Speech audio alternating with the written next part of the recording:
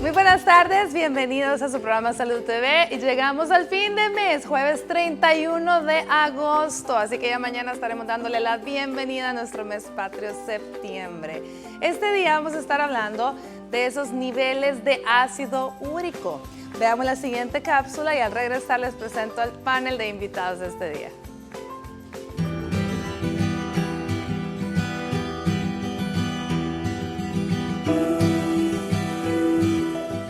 El ácido úrico es un químico que se crea cuando el cuerpo descompone sustancias llamadas purinas, que se encuentran en algunos alimentos y bebidas. La mayor parte del ácido úrico se disuelve en la sangre y viaja a los riñones. Desde ahí sale a través de la orina. Si el organismo produce demasiado o no elimina en cantidades suficientes, se puede enfermar. Los niveles altos de este químico en la sangre se les denominan hiperuridemia. Los niveles normales son entre 2.4 a 6 miligramos por decilitro para las mujeres y entre 3.4 y 7 miligramos por decilitro para los hombres. Cuando el nivel es muy alto, pueden provocar problemas como cálculos renales y artritis gotosa, que son cristales en las articulaciones, especialmente en los dedos. Para detectar y confirmar este problema, se necesita una muestra de sangre. La mayoría de las veces la sangre se extrae de una vena localizada en la parte interior del codo o el dorso de la mano. Para conocer más sobre los niveles de ácido úrico, quédese en sintonía de su programa Salud TV. Nuestro staff de profesionales estará abordando este tema. Acompáñenos. Bueno, y para hablar de tan interesante tema, le damos la bienvenida a nuestros invitados. El primero de ellos, nuestro amigo nutricionista, licenciado Rodrigo Valdivieso. ¿Cómo estás, Rodrigo? Bien, bien, gracias por la invitación y aquí listo para abordar el tema. Bienvenido. También recibimos al doctor Guillermo Marroquín, nuestro médico internista. ¿Qué tal, Guillermo? ¿Cómo Bien, le va? Mucho gusto. Saludo a todos los que nos están viendo y oyendo. Muchísimas gracias. Y por supuesto, vamos a estar hablando de algo que está por ahí, nos suena que los riñones tienen mucho que ver. Así que recibimos a nuestro nefrólogo amigo, el doctor Carlos Enríquez. ¿Cómo está, doctor? Hola, mucho gusto. Gracias por la invitación. Esperamos que estar hablando de un tema muy interesante, un enemigo silente que tenemos ahí. Yo creo que es un lindo tema porque nos va a dar la oportunidad de conocer esta sustancia que produce o la ingerimos en la dieta. Pues mire, definitivamente yo considero que ha de ser muy importante y muy interesante para toda la gente que está en casa porque en más de alguna ocasión se les ha dejado dentro de sus exámenes de laboratorio el ácido úrico. Entonces la gente se pregunta, bueno, ¿y qué onda? Y literalmente, ¿esto para qué es? Entonces ahora ya escuchamos la cápsula, pero a mí me gustaría que el doctor nos lo traduzca al español realmente. ¿Qué es el ácido úrico? ¿Para qué sirve? ¿A dónde se produce? En fin, ¿para qué sirve? Veamos. Bueno, vamos a tratar de hablar un poco de lo que es el ácido úrico de una manera así, hablando en buen salvadoreño. Es una sustancia de desecho. Esto nosotros lo podemos, como lo dije en un inicio, o ingerir a través de la dieta o producirlo, ¿verdad? El ser humano es el único mamífero productor de ácido úrico. De ahí lo producen algunas aves y algunas especies de peces, ¿verdad? Que pueden ser productores. De ahí de los mamíferos, solo el ser humano. Por ende, al ser una sustancia de desecho, pues nos preguntaremos de dónde. Primero es del tema de las proteínas. Esto es la carne, es uno de los mayores productores de ácido úrico. Lo ya conocido también, ¿verdad? Que puede ser las dietas como embutidos, puede ser dietas con vinagres, pues, chocolates, etcétera, y algunas otras cosas, que al ingerirlas el producto de desecho se va a transformar en ácido úrico. También se ha visto que hay una mutación especial, es decir, un trastorno en el ser humano de no producir una enzima, es decir, algo que destruya el ácido úrico, que es la uricasa. Esta enzima, al no tenerla nosotros genéticamente o ser algo hereditario, se nos empieza a acumular o peor aún, empieza a formarse el cuerpo sin tener necesidad de comerla. Pero en buen salvadoreño, en realidad, ¿qué es el ácido úrico? El ácido úrico es un cristal, así como conocemos un vidrio, literalmente. Son cristales que viajan en la sangre y que el riñón es el responsable, en su mayoría, de su expulsión. o su regulación como tal. Hay un pequeño porcentaje también por las heces, pero en su mayoría, arriba del 95% es por riñón.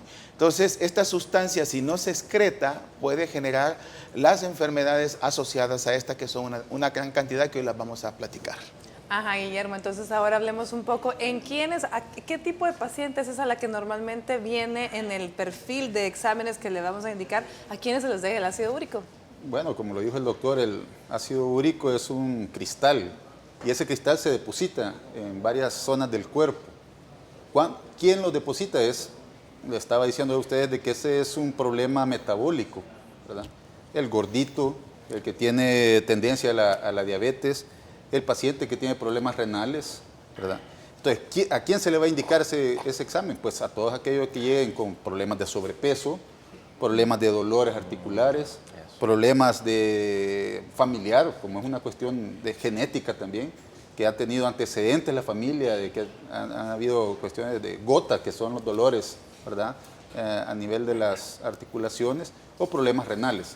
Entonces, a ellos se les da el examen.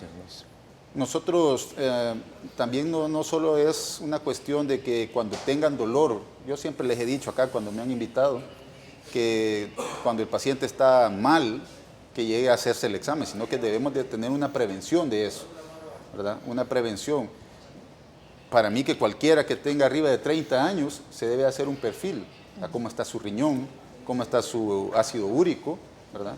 Para nosotros poder determinar si tiene alguna alteración de eso y tratarlo a tiempo, no cuando ya tiene cristales en el riñón, cristales en las articulaciones, cristales en el dedo gordo, que es lo que la podagra que le dicen, sino que hacerlo con anterioridad para saber si estamos bien o estamos mal, no solo del ácido úrico, sino que del azúcar, del colesterol, de todos los demás exámenes y determinar que tenemos o no tenemos alguna enfermedad.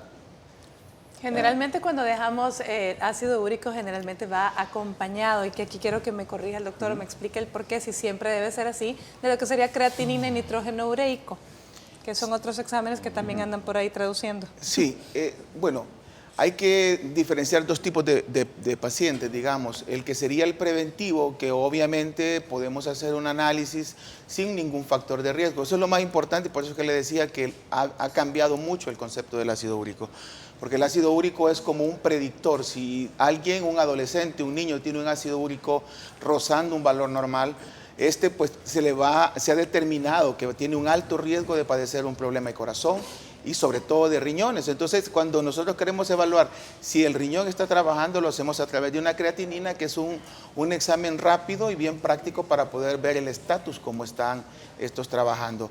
Obviamente, uno de los problemas más graves, si el riñón está fallando, sí o sí va a tener alterado el ácido úrico, porque como lo dije al inicio, se va a ser excretado de arriba del 90-95% solo por riñón. Y es importante una cosa, el riñón tiene la capacidad como un mecanismo de descompensación o de compensación, más bien dicho. Si yo no tomo suficiente agua o vivo en una zona caliente, el riñón automáticamente empieza a retener ácido úrico. Al retener ácido úrico, retiene agua. Entonces, por eso es que uno de los principios fundamentales es el hecho de mantener hidratado para que los riñones no retengan ácido úrico y estén expulsándolo constantemente. Entonces, es bien importante para el manejo del ácido úrico cómo está el riñón y lo hacemos a través de esos exámenes de la creatinina. A través de esos 3 exámenes del preventivo. Dime, Guillermo. Ahora, también hay dos posibilidades que tenemos cuando el ácido úrico está alto. O uno, que haya sobreproducción del ácido úrico, o dos, que haya falta de excreción, porque por ahí se excreta el riñón, el ácido úrico por el riñón.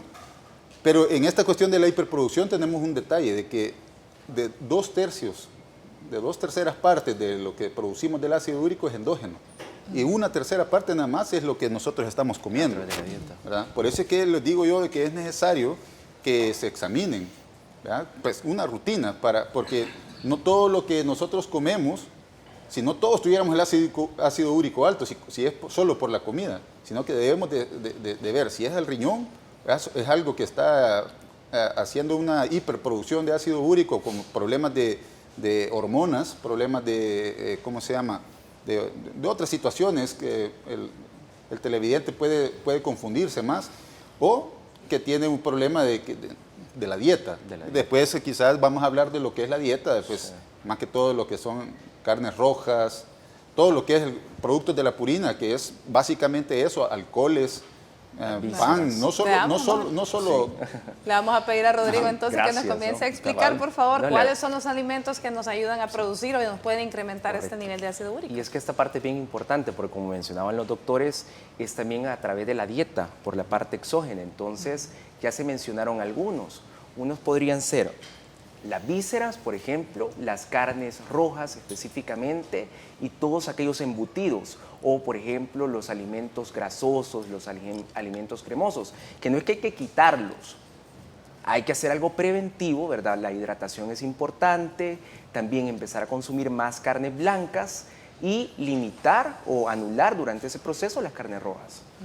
Por lo tanto, estamos hablando que carnes rojas, embutidos, vísceras, alimentos grasosos, las cremas también o los condimentos artificiales. Los mariscos también, el camarón, por ejemplo, tiene bastante cantidad, correcto.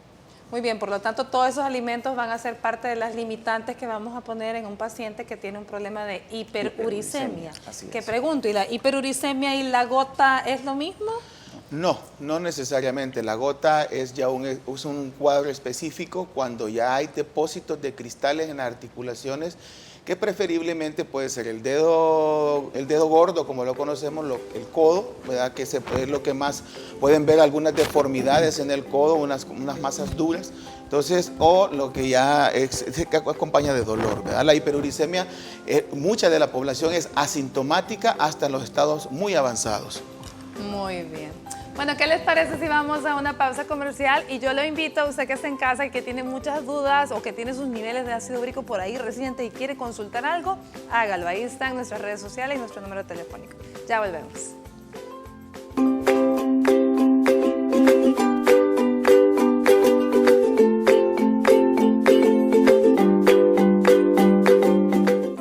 Estás viendo Salud TV.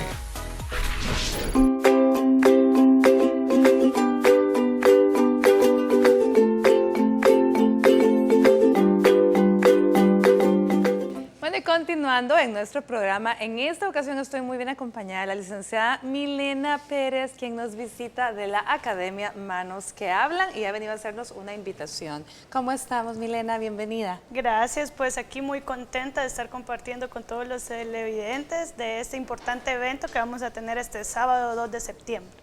A ver, pero antes de decirnos del evento, háblenos un poco quién es Manos que Hablan, quién es esta academia, quiénes son. Bueno, nosotros somos una academia donde impartimos clases de lengua de señas para que las personas oyentes, como usted y como yo, aprendamos a comunicarnos en la lengua de señas para atender de mejor forma a las personas sordas. Muy bien, entonces una academia que nos enseña a expresarnos para que también las personas que no pueden escuchar puedan entender lo que estamos hablando. Qué bonito, definitivamente. A ver, entonces ahora cuéntenos de qué se trata la obra que tenemos. La obra se llama ¿Tienes que ser sordo para comprender? ¿Sí? Sí, así se llama. Este sábado 2 de septiembre vamos a estar presentando esta obra que se llama Tienes que ser sordo para comprender y trata un poco de cómo sería la vida, cómo sería el mundo si todos supiéramos lengua de señas. Entonces, cómo sería si fuéramos al doctor y el doctor sabe lengua de señas y entonces la persona sorda va a saber todo lo que está pasando en relación a su salud, por ejemplo, en lengua de señas y una contraparte de pues cómo es ahora. Entonces hay gente que se preocupa y dice, bueno, pero si es en lengua de señas no voy a entender, pero no, vamos a tener traducción simultánea con la voz, porque la idea es incluirnos a todos, no por un lado los sordos y otro los oyentes, sino que estar todos juntos compartiendo en este evento. Qué bonito. Ahora bien, ¿quiénes actúan en esta obra? Fíjese de que, bueno, actúa nuestra maestra, que es la actriz principal, nuestra maestra sorda, se llama Judith Evangelista, que ella desarrolla el papel de la persona sorda y cómo se va desenvolviendo en la sociedad, en una sociedad que habla lengua de señas y en una que no. Y luego los demás son los alumnos ya del último nivel que ya culminaron como todo el proceso de las clases que se reciben en la Academia Manos que Hablan. Entonces ellos como proyecto final de las clases están presentando esta obra, entonces son los alumnos y alumnas que ya llegaron al 4º nivel. ¿Cuántos niveles son? Son 4 niveles, aproximadamente de 2 meses cada uno. Ahí va a depender también del ritmo de las personas, del grupo también y de qué tanto se quieren especializar, porque como cualquier idioma, la lengua de señas nunca la dejamos de aprender, entonces de repente se queda más tiempo como aprendiendo palabras ya más específicas en relación a la salud, a la educación, señas religiosas, entonces dura aproximadamente todo el curso de 8 a 12 meses. De 8 meses a 1 año, con una asistencia de ¿qué? ¿Cuántas veces a la semana?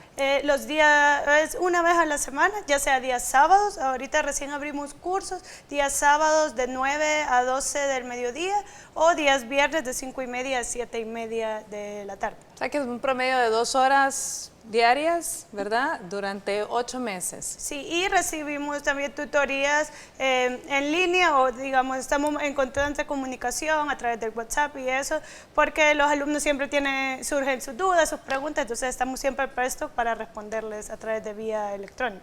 Qué bonito, bueno, acabamos de tener en pantalla, tal vez lo vemos nuevamente, todos los datos de la academia por si usted que está en casa está interesado o conoce a alguien que pudiera estar muy interesado en participar en estos cursos. De verdad que es una bonita, una bonita iniciativa para poder ser realmente inclusivos con todas las personas que pueden estar trabajando y conviviendo con nosotros. Háblenos entonces la obra, ¿a dónde se va a estar presentando? ¿Qué fechas? El día sábado 2 de septiembre a las 5:30 de la tarde en la Casa Tomada.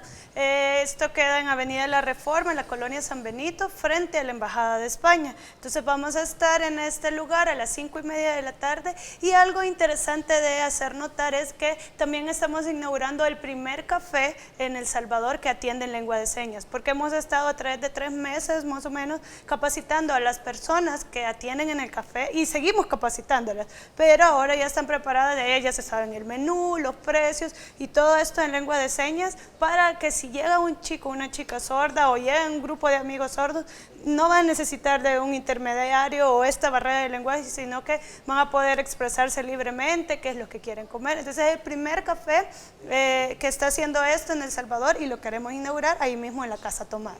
Muy bien, bueno, y escucharon que durante la obra va a haber traducción del lenguaje de señas y además va a haber también hablada para que todos podamos estar disfrutando de este evento tan bonito. ¿Únicamente será este día o tienen planeado interpretarla más veces? Pues tenemos planeado interpretarla más veces. La primera vez que la presentamos fue el sábado pasado y por dicha la convocatoria fue súper grande, entonces hubo gente que se quedó sin verla, entonces dijimos, no, bueno, la vamos a presentar de nuevo este sábado. Fue todo un éxito y realmente si alguien está interesado que en una institución o en algún lugar, en alguna organización que la presente, pueden ponerse en contacto también con los datos que aparecieron ahí para nosotros llevar este mensaje, porque el objetivo es que en cada rincón de El Salvador haya alguien que esté preparado en lengua de señas. Entonces, por el momento sí, solo este sábado. Y otra cosa importante, la entrada es totalmente gratis, así que si ustedes se quieren acercar, el dinero no va a ser ningún inconveniente porque es totalmente gratis. Repitamos, sábado 2 de septiembre, ¿a qué horas, lugar? El sábado 2 de septiembre a las 5:30 de la tarde en la Casa Tomada. Va a ser la entrada totalmente gratis, entonces les esperamos por ahí. ¿Nos puede dar un mensaje en lenguaje de señas y luego nos comenta? Ajá. Y vamos a aprender a decir, mis manos hablan. Muy bonito, mis manos hablan. Hablan. Perfecto. Bueno, muchísimas gracias. Gracias Deseo a que sea ustedes. todo un éxito y gracias por venir. Nosotros nos vamos al sondeo para ver qué respondió la gente a la pregunta sobre el tema del día de hoy. Continuamos.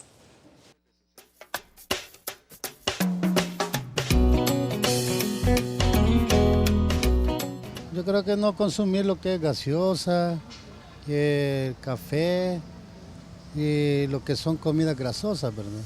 Que son lo que contiene el ácido úrico también, ¿verdad? Y hay otras cuestiones que también se pueden evitar, como no comer lo que es churros. No sé, algunos alimentos que hay que evitar para eso. Hay muchas cosas, o sea, para poder evitar esas enfermedades, tanta enfermedad que se ha propagado ahora. Digamos, comer saludable, tomar jugo de naranja en la mañana, con desayunos y siempre tomar agua todo el día. Me imagino que eso es lo más saludable, tomar agua. La mayoría siempre come verduras o fruta y tomar siempre mucha agua porque es buena para la salud, ¿verdad? Esa es mi conveniencia que puedo decir. Sé que no debemos comer mucha sal, mucha azúcar. Ay, no sé, he leído otros, pero sí me he enterado de que hay muchas cosas que son dañinas para nuestro cuerpo y que tenemos que evitar, porque si no, pues nos enfermamos. Comer sano, entre ellas las frutas, verduras, no comidas muy condimentadas, golosinas como churros, sodas, todo eso creo yo que si lo evitamos va a contribuir a que nuestros niveles de ácido úrico se mantengan normales.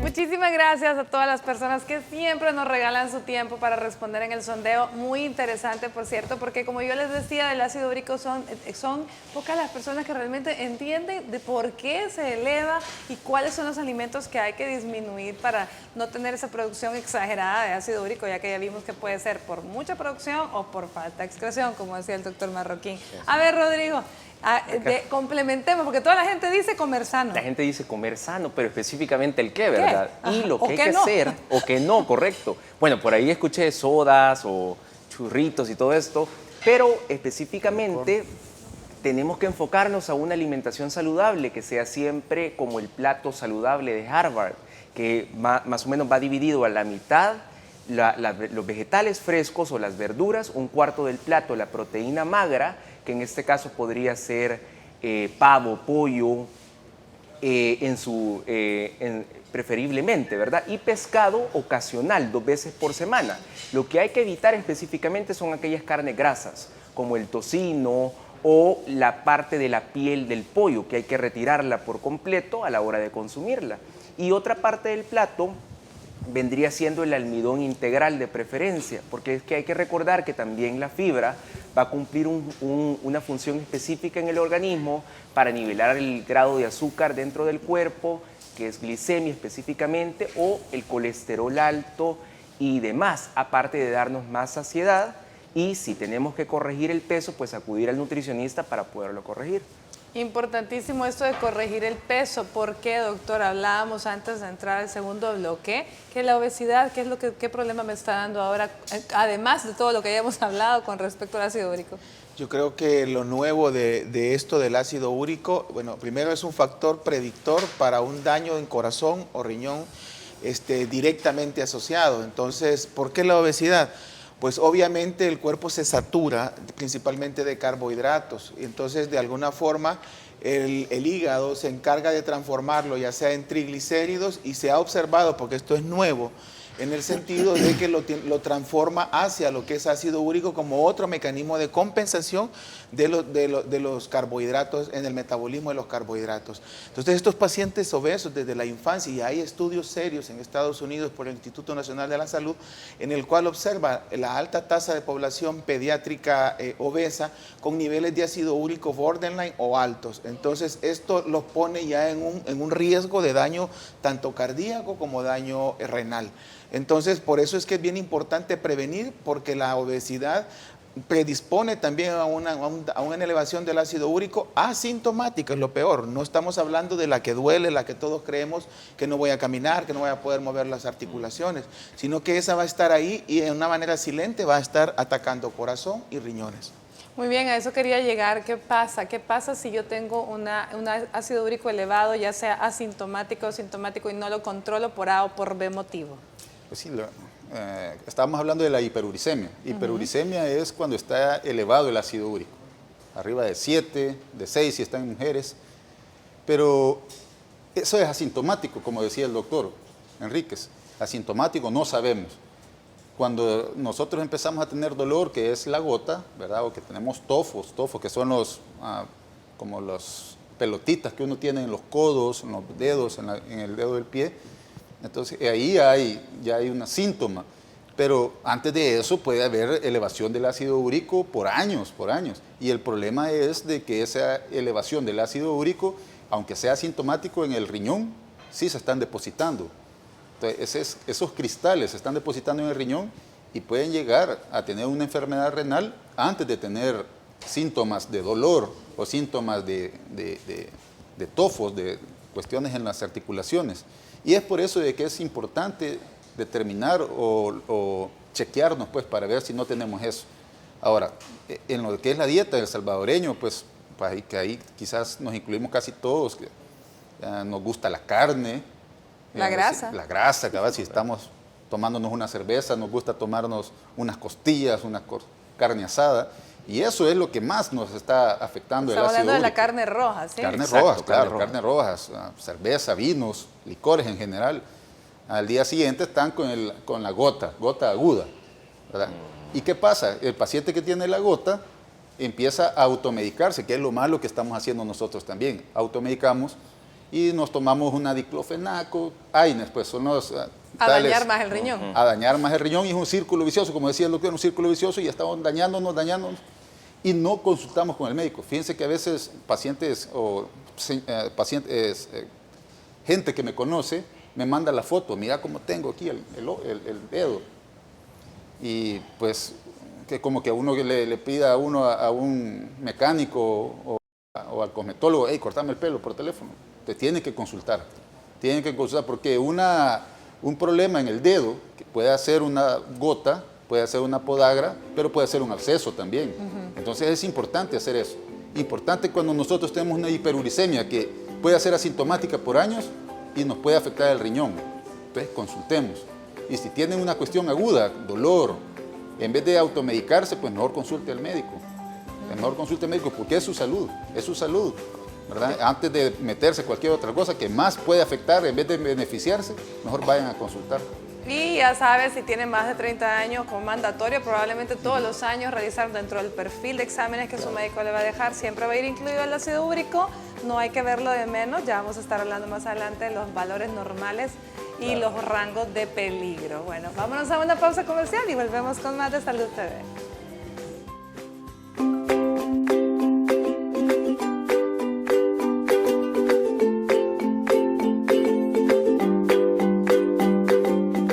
Estás viendo Salud TV.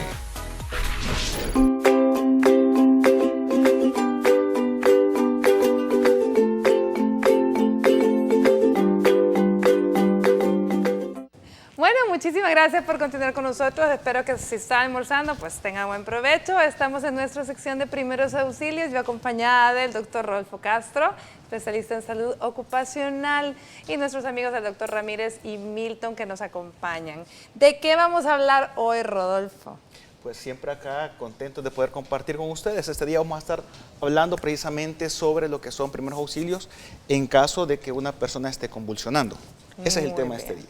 Entonces ya sabemos que puede convulsionar una persona que ya tiene un diagnóstico previo o puede convulsionar a alguien de primera vez, en cualquiera de los dos casos. A ver, ¿qué es lo que vamos a hacer? Bueno, en primer lugar hay que distinguir dos situaciones importantes. Existen múltiples tipos de convulsiones, sin embargo nos interesan dos, de las cuales vamos a tomar una. Una de ellas es las famosas convulsiones tónico-clónicas, donde el paciente comienza a moverse descoordinadamente hacia todos lados. Y las tónico, pues donde el paciente se queda pues muchas veces rígido. En este caso vamos a ver el caso de las convulsiones tónico-clónicas y vamos a ver de que vamos a tratar de botar muchos mitos. Uno de ellos es que antes se decía de que era necesario meterle un lapicero en la boca, meterle un palo en la boca, meterle un calcetín en la boca, entre otras cosas, al momento que la persona está convulsionando. Algunos decían por ahí de que era necesario revisar que no tuviera chicles en la boca, pero todo eso ya no se hace. Ya no se hace definitivamente porque, en primer lugar, la mordida es extremadamente fuerte y tiene la capacidad de quebrar cualquier cosa que le pongas en la boca, y si le metes los dedos, pues obviamente te los puede hasta cortar. Sin embargo, lo que tenemos que hacer en una persona, en este caso nos va a estar colaborando el doctor Ramírez y Milton, es que cuando una persona está convulsionando, vamos a hacer una simulación de una convulsión tónico-clónica. Básicamente lo que tenemos que hacer es apartar todo lo que esté a los alrededores que le pueda generar un daño a la persona. Es decir, que en algún momento determinado pueda golpear contra esquinas de muebles, pueda golpear con la esquina de una pared, lo que sea que esté en el piso. Y eso obviamente lo que va a hacer es que no podemos hacer nada tirándonos encima a la persona. A veces la gente dice, tirémonos encima para detenerlo. La convulsión no la vas a detener bajo ninguna circunstancia. Tenemos que esperar que pase. Algo importante en primeros auxilios es que tenés que tratar de identificar, por ejemplo, el tiempo, si es que estás ahí, cuánto tiempo tarda una convulsión, para dárselo de referencia al médico. Recordemos que esto es primeros auxilios. En el caso de la convulsión, nuevamente con Milton. Milton, por favor, convulsiona. Está convulsionando. Vamos a ver que cuando ya la convulsión pasa, nos detenemos y lo que hacemos básicamente es que la persona va a identificar una técnica que siempre hemos mencionado, el CAP, para ver si tiene su frecuencia cardíaca, su frecuencia respiratoria. Casi siempre el paciente convulsivo termina cansado. Abrimos la vía aérea porque a veces la lengua se pone flácida y se va hacia atrás. Y luego, después de eso, rotamos la cabeza hacia un lado. En este caso sería hacia el lado de lo que es el brigadista. Y luego levantamos el brazo contrario. La persona queda completamente flácida después de la crisis. Y doblamos la pierna contraria. Bueno, ponemos la mano sobre el tórax y la pierna contraria la doblamos. Hasta allí nos quedamos un momento. Y esto sería la posición para llevarlo a algo que se llama posición de reposo. ¿Por qué lo hacemos así? Porque la persona comienza de repente a vomitar. Muchos han visto que de repente le sale saliva y una serie de cosas y a veces puede vomitar. Y esta es la forma más segura para que el paciente no pueda ahogarse con ese vómito. Entonces lo hacemos, lo alamos hacia nosotros, como lo está haciendo Ramírez. Y si ustedes se fijan, ya queda de lado, la misma pierna le sirve de cuña, si lo vemos de esa manera, para detenerse. Y posteriormente lo que hacemos es activar siempre el sistema de emergencia. Si en un momento determinado la persona no tiene antecedentes de convulsión, activa el sistema de emergencia. Recuerden siempre el 132 para cualquier situación.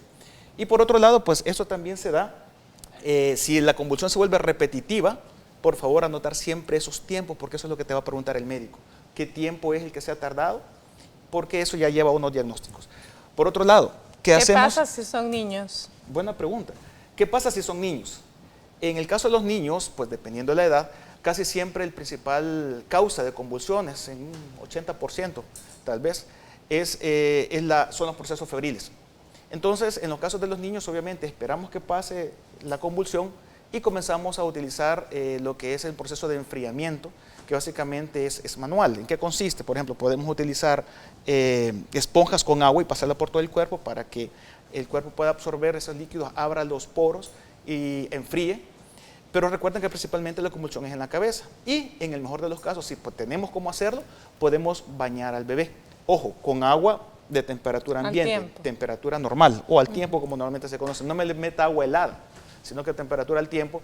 Y lo que queremos es que esa agua pueda caer en la cabeza, de la cabeza hacia abajo, porque la convulsión se está dando en la cabeza.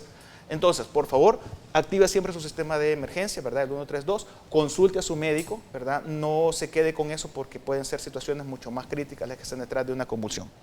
Muy bien, pues me gustaría volver a ver el movimiento que el doctor Ramírez hizo para poder ponerlo de lado, que eso sea. Se dobla la pierna, se ponía primero el brazo contrario, ¿sí? Lo elevamos para que no sirva de tope, porque si lo dejamos abajo, el paciente es un poco difícil. Y si es una persona grande o tiene sobrepeso, es mucho más difícil. Ok, pues doblamos el brazo, luego la pierna. Doblamos la pierna. Y luego del codo, ¿sí? Y luego del brazo. Exactamente, y de la rodilla, los jalamos. Muy bien. Y ahí lo tenemos. Bueno, perfecto. Muy bien. Muchísimas gracias, Rodolfo. Espero que usted que está en casa le sirva esto. No, espero que nunca tenga que ocuparlo, pero si es necesario, pues ya aprendió el nuevo tip. Nosotros vamos a una pausa comercial y volvemos con más de Salud TV.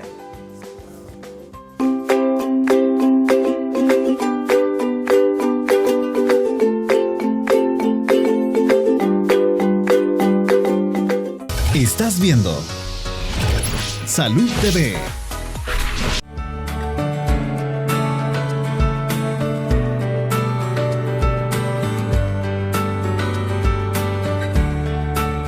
Este día en Food Style te presentamos los alimentos que debes consumir para regular el nivel de ácido úrico en tu organismo. Comenzamos con el consumo de frutas como naranjas, manzanas y peras. Sin embargo, no debes abusar y debes elegir una pieza por día, pues el azúcar natural que contienen pueden convertirse en purina al ser metabolizados por el organismo. También están las verduras como las zanahorias, la cebolla, la calabaza y el apio. Estas favorecen la disminución del ácido úrico. Finalmente, se debe aumentar la ingesta de agua y líquidos a la dieta a 2 o 3 litros al día. Tomar infusiones y aguas carbonatadas naturales son buenas opciones que pueden ayudar a llegar a estas cantidades. Recuerda que la alimentación es un factor importante para mantener una buena salud.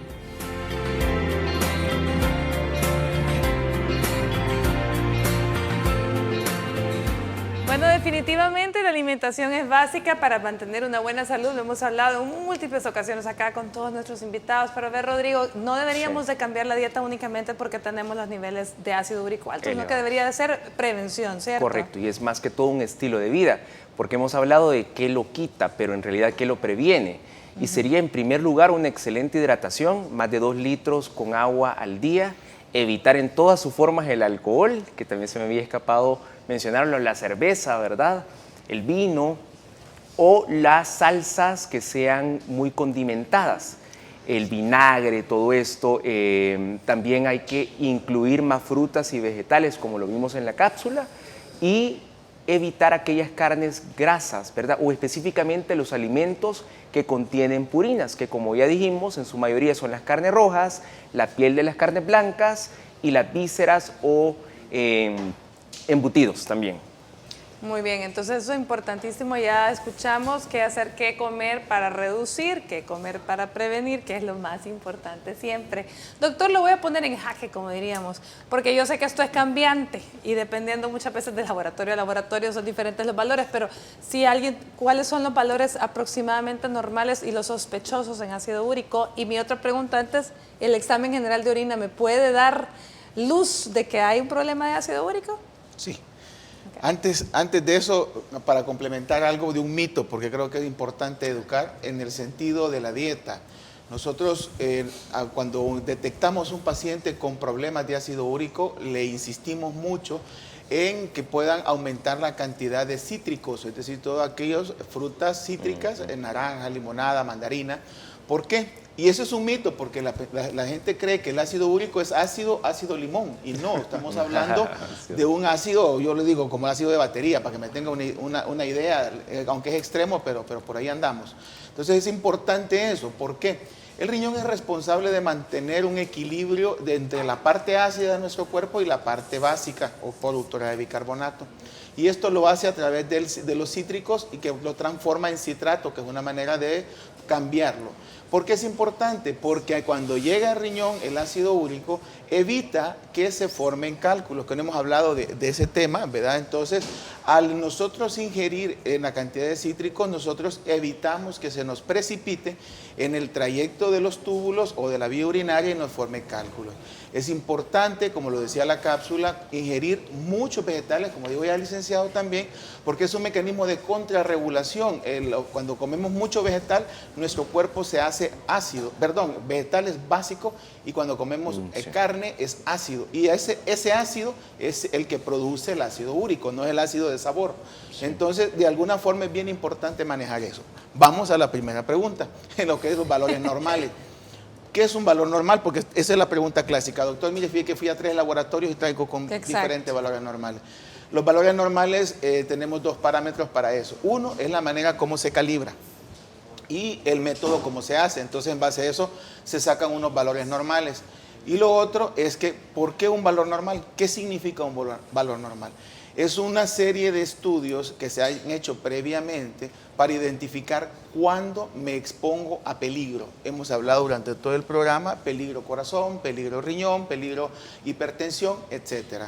Entonces, ¿cuándo me expongo a eso? Entonces, antes se decía de que la mujer es la que es más predispuesta, de hecho, por su riñón genéticamente es más débil que el del hombre, y se le ponen los valores de 6, así se conocía, así lo aprendimos en la universidad. Y luego al hombre lo ponen 7 y por ahí algunos 7, 5, 8, pero no. Esto con lo que hemos estado hablando de lo que son los riesgos en la obesidad, en la detección temprana, los valores asintomáticos, se ha visto ahora y hay estudios publicados en los cuales se sugiere el valor menor de 5. ¿En quiénes? Si yo soy hipertenso, si mi padre tenía gota, ¿verdad? Si yo ya tengo elevada la creatinina, entonces mi obligación es tener valores de 5. Entonces, para que no exponerme a un riesgo, no aumentar el daño en el riñón, no aumentar mi hipertensión. Entonces, se ha visto que con ese valor entra en un valor seguro el organismo y no lo pongo en riesgo. Menor de 5. Menor de 5. Sea hombre, sea mujer, tenga la edad que tenga. Y es bien importante una cosa, esto no es un dolor de cabeza, es decir, que me voy a tomar una pastilla y se me quitó. Claro. No. Si ya hablamos en el programa de que es un defecto de producción del organismo, eso lo va a hacer todos los días del año. Por ende, la medicina va a ser para todos los días del año. No es un mes, no es 2 meses, sino que debemos de mantenerlo porque así mi cuerpo va a estar libre de ese daño. Entonces, y la alimentación igual. Y la alimentación igual. Y vamos a la tercera pregunta, que era lo del general de orina. Se las tira en ráfaga. La verdad, sí. La verdad que en el general de orina sí nos da una luz, pero hay que ser ya como observador. Nosotros el general de orina lo utilizamos solo para detectar infección. Hay que decirlo, ¿verdad? Que en realidad es una práctica. Pero nosotros le llamamos la biopsia del pobre, nos da tanta información. Y si alguna vez han visto los exámenes y dicen cristales de urato, cristales de ácido úrico, quiere decir que hay una excreción aumentada ahí y que hay que ir a ver en sangre cómo está. Si está normal, quiere decir que el riñón está haciendo bien su trabajo, excretando grandes cantidades y hay que reevaluar la dieta en ese sentido para no exponer al riñón en ese aspecto. Exacto. Pero si ya tenemos esos cristales de urato en el general de orina y vamos y revisamos en sangre y encontramos ácido úrico alto, definitivamente ya estamos en problemas, ¿sí? Sí, exacto. Bueno, muy bien. Quiero comentarle, vamos a ir a una pausa comercial, pero antes quiero contarles un poco. A usted que está en casa y lleva la secuencia de nuestros programas, a principios de mes tuvimos el programa especial del pie diabético, en el cual el señor Amadeo Jiménez nos dio su testimonial de cómo él perdió una de sus extremidades debido a esta enfermedad degenerativa.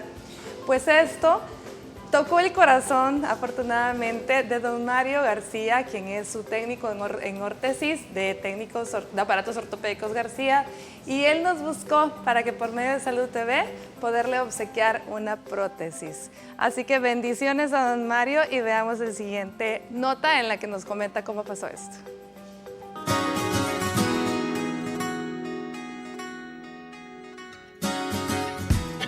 El pasado martes 1 de agosto en Salud TV presentamos un programa dedicado al pie diabético, en el que conocimos el caso de don Amadeo Jiménez, un paciente de 66 años, quien fue recientemente amputado del pie izquierdo por esta enfermedad. Entonces llegó el especialista y el diagnóstico que dio que había que cortar todo el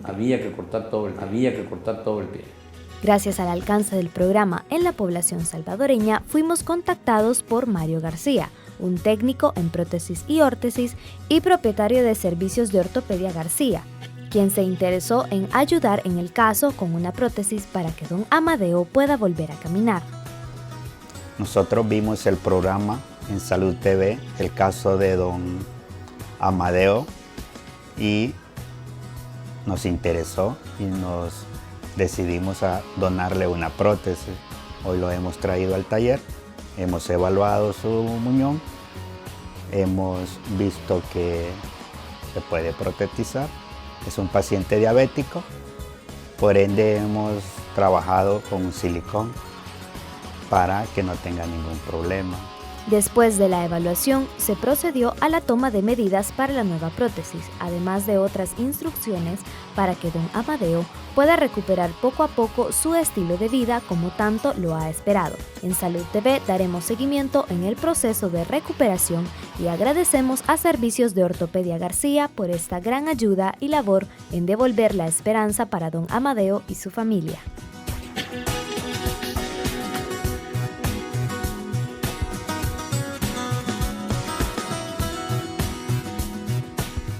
Estás viendo Salud TV.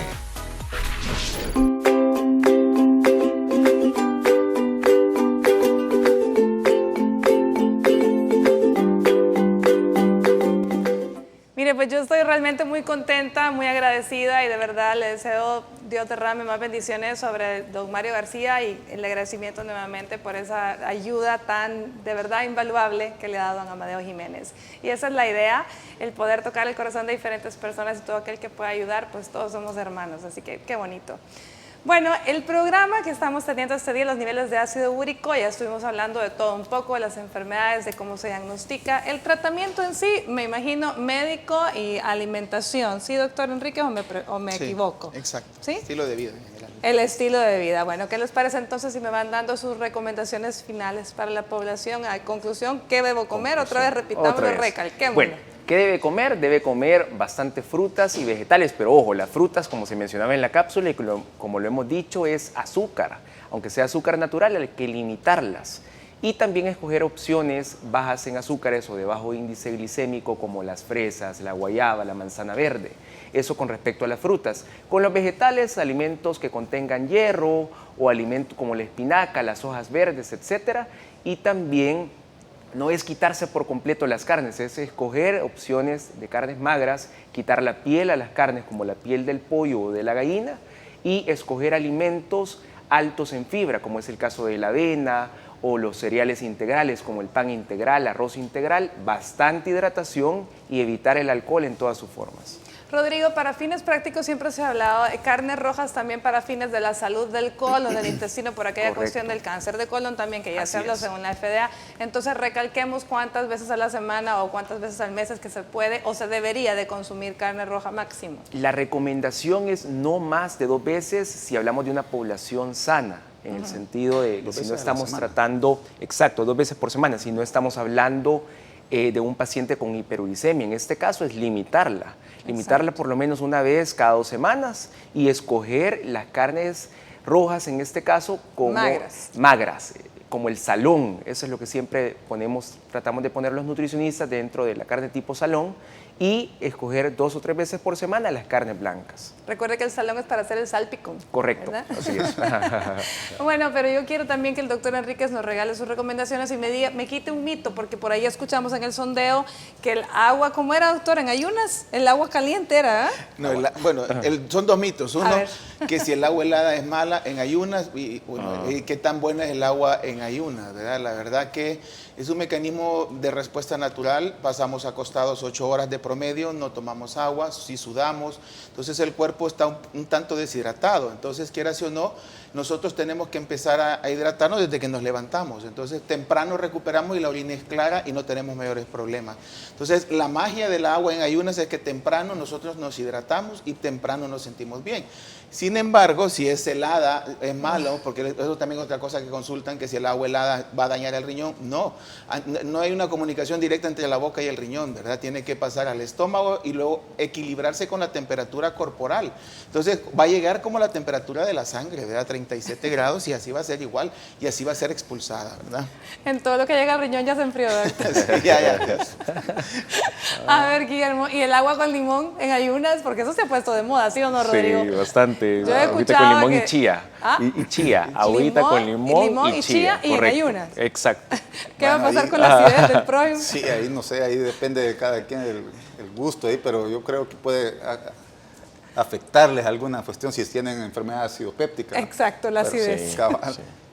Pues con respecto al tratamiento, a las recomendaciones que dijo usted, pues como les dije al principio, yo soy de la opinión de que si tienen un problema de hiperuricemia, gota, pues que estas enfermedades casi nunca van solitas, sino que van de la mano de otras, como por ejemplo la hipertensión, la diabetes, que todas esas enfermedades son enfermedades silenciosas. Allá andan caminando un montón de gente con esas enfermedades y ni saben. Entonces, lo importante es que se chequeen, ¿verdad? Porque en esto del ácido úrico, en las cuestiones agudas, por ejemplo en la gota, en la podagra, el tratamiento es diferente a tratarlos de manera crónica, porque digamos cuando hay gota, cuando hay dolor, el tratamiento es con analgésicos, con esteroides, con colchicina, que es totalmente diferente cuando es crónico, que solo es a base de ¿cómo se llama? Alupurinol, el alupurinol. Y el alupurinol incluso cuando estamos en la gota aguda no es indicado porque se precipita más todavía los cristales de ácido úrico y puede ir a tapar más el riñón. Entonces, la moraleja, la conclusión es que consulten a su médico, ¿verdad? Consulten a su médico y pues a prevenir primero, a prevenir antes de estar lamentando el dolor, lamentando una falla renal, lamentando estar en diálisis, ¿verdad? O de estar necesitando hasta un trasplante renal. Un trasplante renal. Efectos secundarios de los medicamentos, solo por aquellos que toman y que deben saber cuáles son. Sí, como todos los medicamentos tienen efectos secundarios, ¿verdad? El alopurinol, como ya dijimos, hay uno nuevo que es el febuxostat, que es el que tiene menos efectos. Estos tienen que ser ajustados, sobre todo el alopurinol, si hay un déficit de la función del riñón. Y efecto puede ser una reacción alérgica de la piel, que quizás es el más temido, ¿verdad? Que da un rash, una picazón generalizada, y eso tiene que consultarlo. Entonces, es importante, hemos hablado de una enfermedad genética hereditaria, ¿verdad? Entonces, por ende, también si mi padre, mis hermanos padecen la enfermedad, tengo que hacer yo también mi evaluación a tiempo. Muy bien, bueno, definitivamente ya lo escuchamos, hay que cambiar el estilo de vida, hay que cambiar los hábitos y no es solamente por un tiempo, ya dijo el doctor, si usted ya tiene una enfermedad, una hiperuricemia, esto es para toda la vida y hay que continuar con sus controles. No me queda más que agradecerles a nuestros invitados, muchísimas gracias Rodrigo por haber venido, Guillermo, de igual forma doctor Enríquez, como siempre un placer. Gracias a ustedes que nos acompañaron una vez más. El día de mañana, viernes de temas femeninos, les digo yo, aunque le interesan a todo el mundo, pero el proceso de la reproducción y el embarazo es un tema muy bonito, así que no se lo pierdan. Por hoy que tenga una linda tarde de jueves y que Dios los bendiga.